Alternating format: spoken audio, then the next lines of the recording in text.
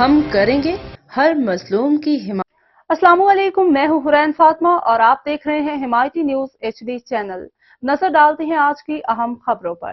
کراچی کے مختلف علاقوں میں 2 روز قبل ٹوٹنے والے بجلی کے تاروں کو اب تک نہ جوڑا جا سکا۔ 2 روز قبل نارتھ کراچی، کورنگی، کماڑی، بلدیہ ٹاؤن اور ناظم آباد کے دیگر علاقوں میں ٹوٹنے والے بجلی کے تار جڑ نہ سکے۔